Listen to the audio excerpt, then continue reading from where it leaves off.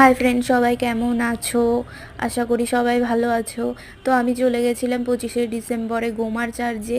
আমার বাড়ি যেহেতু অশোকনগরে, তো আমি চলে যাচ্ছিলাম গোমার চার্চে। তো আমাদের বাড়ির থেকে যেতে বেশিক্ষণ লাগে না, 20 থেকে 25 মিনিট লাগে। আমরা মাঠ থেকে গেছিলাম, খুব সুন্দর লাগছিলো। সবাই মিলে হাঁটতে হাঁটতে অনেকটা কথা বলতে বলতে আমরা চার্চের দিকে পৌঁছে গেলাম। তো আমাদের পাড়ার একটা কাকি ছিল, আমার ফ্রেন্ড ছিল, ওরা ওরা ওদের সাথেই আমি গেছিলাম।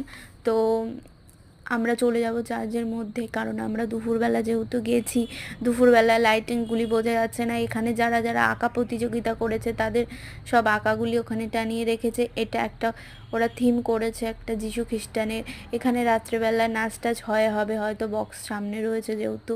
তো আমরা চলে গেছিলাম দুপুরবেলায়, অতটা ভালো দেখাচ্ছে না কিছু। তো রাত্রে গেলে খুবই মজা, লাইটিংগুলি বোঝা যায়। এখানে ওরা একটা থিম করেছে যিশু খ্রিস্টানের, খুবই সুন্দর লাগছিল। আরও যদি মূর্তি করতেও ভালো লাগতো, কিন্তু জায়গা ছোটোর জন্য হয়তো করতে পারেনি, আমার যা মনে হয়েছে। তো ছোটোখাটোর মধ্যেই এখানে সব ডেকোরেশন করে।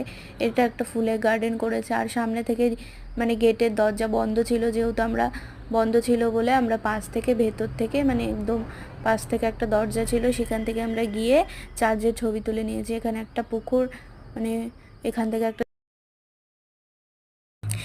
ঝর্ণা সিস্টেম করেছিল। আর এই যে দরজাটা বন্ধ, দেখতেই পাচ্ছ তোমরা। তো আমরা ভেতর থেকে গিয়ে এই চার্চের ছবিটা তুলে নিয়েছি। যদি সবার ভালো লাগে, লাইক কমেন্ট একদম করবে। আর যে যেখান থেকে ভিডিওটা দেখছো কমেন্ট করে আমাকে জানাবেন। ভালো থাকবেন, সুস্থ থাকবেন, টাটা বাই বাই। আর আমার ভিডিওটা ভালো লাগলে লাইক করবেন।